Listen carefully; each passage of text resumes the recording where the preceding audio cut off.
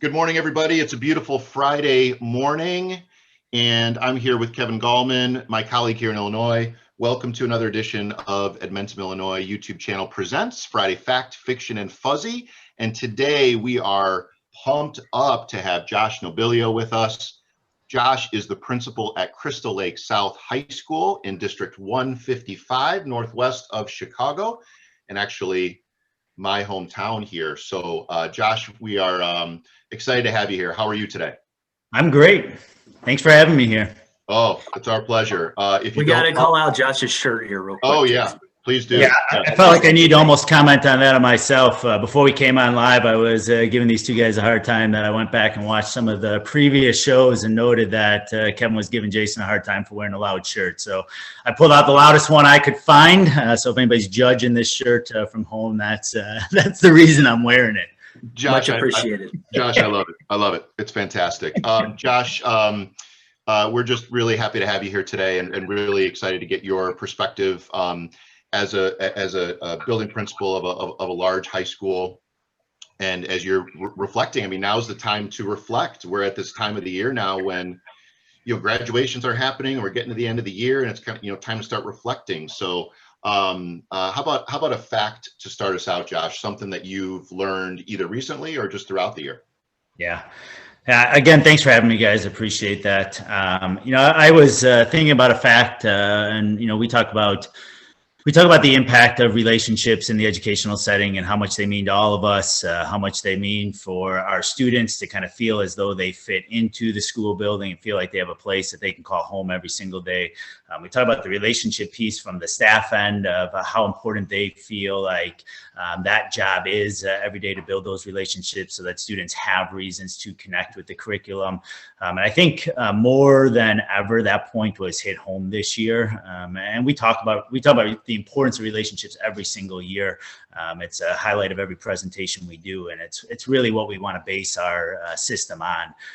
But this year, as we were starting in a Zoom format and we were looking at ceiling fans, or we're looking at foreheads from kids, or you're just seeing a name on screen, I think it was kind of that first time where we were really forced to realize, like, without the relationship piece, education is a very different, it's just a very different world. And so we were forced to kind of reimagine what that was going to look like this year. I think our staff did an incredible job kind of stepping back, reassessing what they need to do differently to build those connections. I jotted down a couple of things I wanted to mention. We did, at the end of the year, we did what we called a celebration bus tour. And so we reached out to our staff in the building and said, hey, is there somebody in your class, a student that you would like to celebrate, that we can go out to their house, that we can meet them at their front door and just say congratulations on a good year and a thank you. We did that. We had staff members identify students. I did a little bus driving. VP jumped on the bus with us. We brought staff members out to the house, and we had the opportunity to celebrate kids on the front doors and just say thank you. And gosh, I rewind the clock 3-4 years and think about doing that many home visits and visiting that many kids at their doorstep, and we just didn't do that. And it's a new world today, and we know that those relationships are equally important. We just had to find new ways to make that happen. So I think a fact for the year for me was that relationships matter now more than ever, and they are essential piece, essential foundation to what we do in education. Did you need a special endorsement now on your driver's license to be able to operate a school bus? I had to take a mini lesson through the district, so I got that all taken care of, and I had no idea what I was going to ever need that for until that idea came our way. So we had a blast, though. It was so much fun. We did 2 different Wednesdays that way. I visited about 40 kids or so, and surprised every one of them at their doorsteps, let their parents know we were coming, but didn't let the kids know that we were coming. And the look of surprise, but the smiles on faces were just awesome.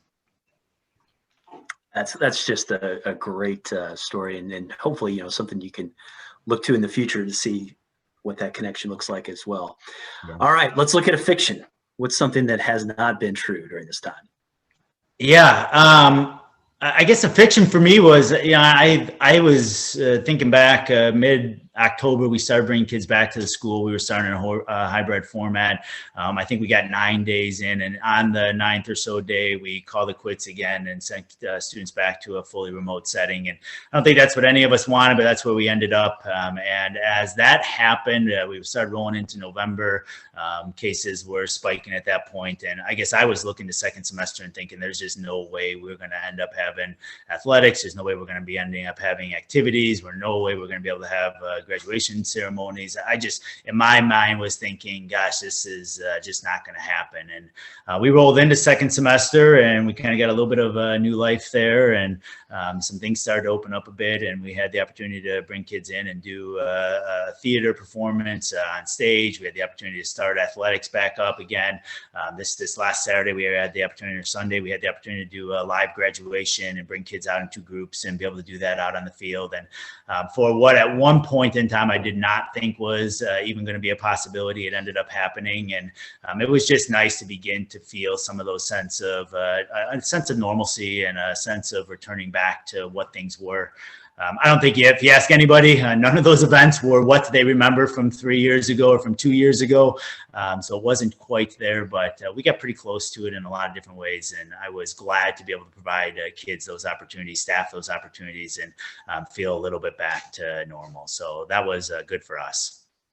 Boy, that's just an illustration of this past year plus, the fact that a few months ago you thought there's no way.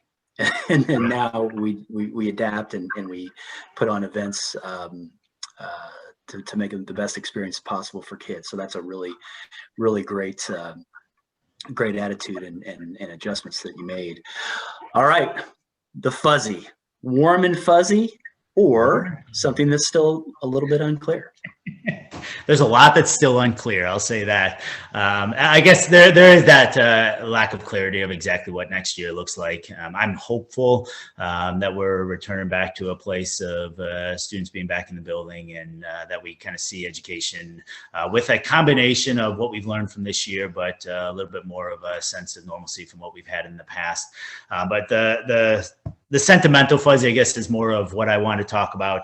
We had the opportunity this year, second semester, we did Wednesdays as asynchronous days. And early on, one of our Woods teachers came and asked me, hey, can I bring a few students in on Wednesdays, give them kind of a workshop time, give them an opportunity to be in the building.